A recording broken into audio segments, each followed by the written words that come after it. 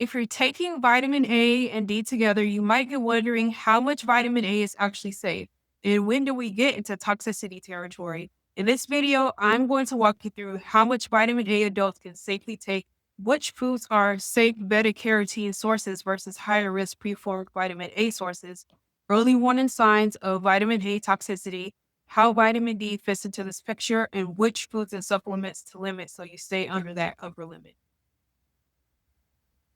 Let's start with a really important distinction. There are two main forms of vitamin A in the diet.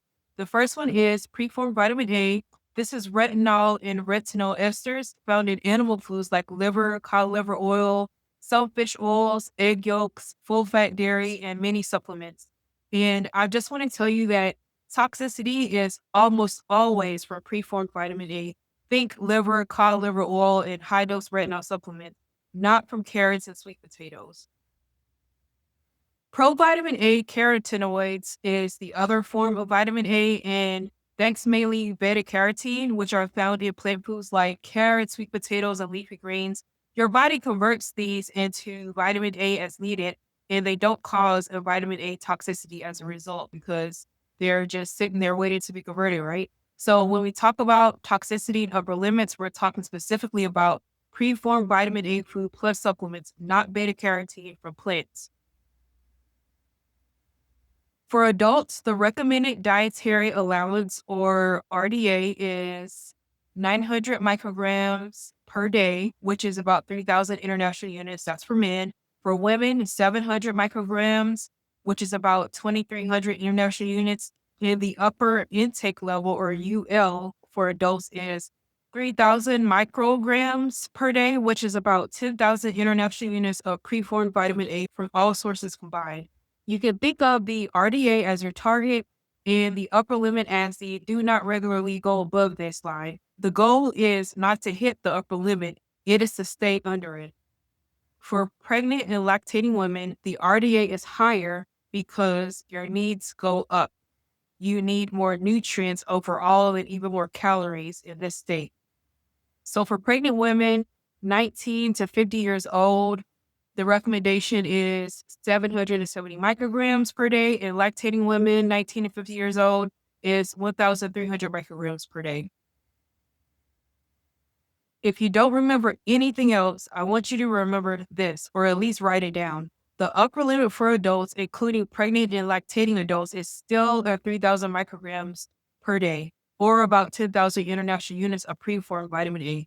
Do not go any higher than 10,000 international units of preformed vitamin A each day. Early signs and symptoms of vitamin A toxicity. Now, how would someone know they might be getting too much? There are two patterns: acute toxicity from a very short term dose and chronic toxicity from more moderate overdosing over months. For most supplement users, what we watch for is chronic toxicity.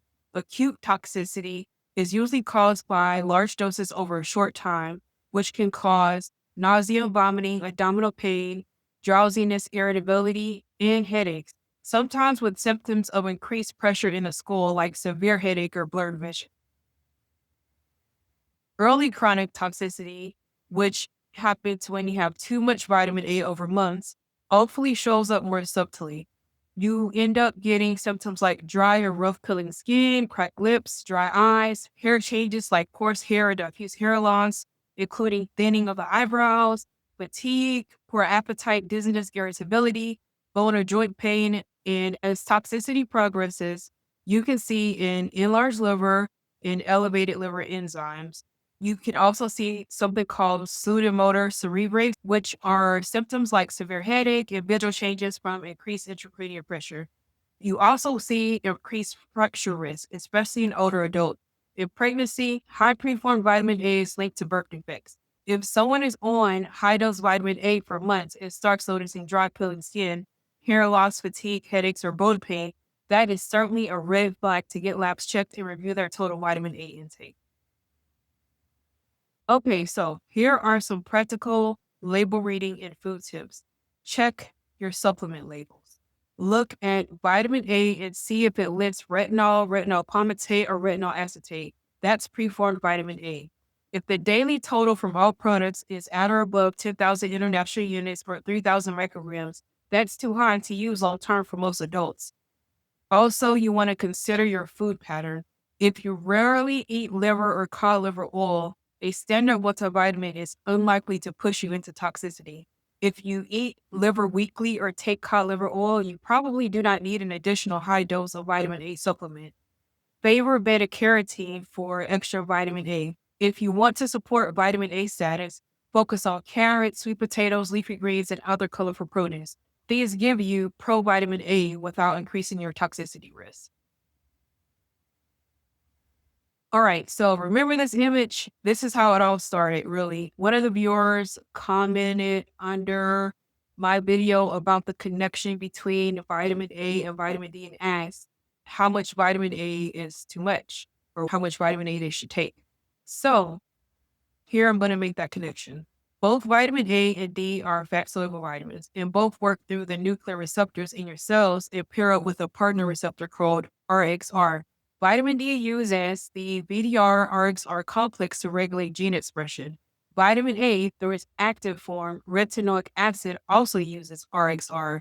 Here's the concern: when vitamin A intake is very high, it can drive more RXR related activity on its own and potentially reduce the availability or effectiveness of RXR for vitamin D's VDR RXR signaling.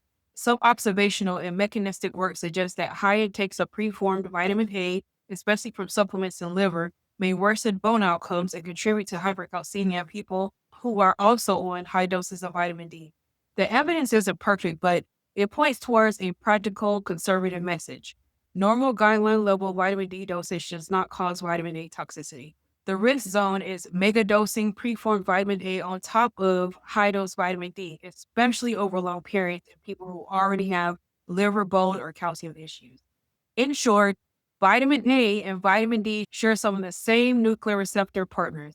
If vitamin A is very high, it can theoretically get in the way of vitamin D signaling. That's one more reason not to mega dose preformed vitamin A, especially if you're already on high dose vitamin D. Keep both vitamins within recommended ranges, avoid stacking multiple high dose vitamin A products, and don't rely on liver and cod liver oil every day if you're already supplementing.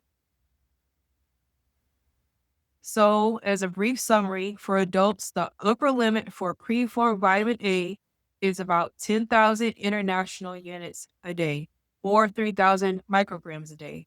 Most people run into trouble not from carrots and kale, but from stacking high dose retinol supplements on top of liver or cod liver oil and doing that for months. If you're taking vitamin D as well, that's one more reason to keep vitamin A in the recommended range and not mega dose it.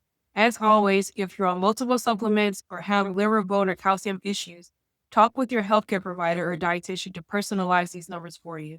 And if you're not sure whether your current supplement routine is safe from a vitamin A perspective, feel free to schedule a one-on-one session through ZocDoc, or you can join my monthly group coaching program where you can have direct weekly asynchronous support with me for less than $20 per month.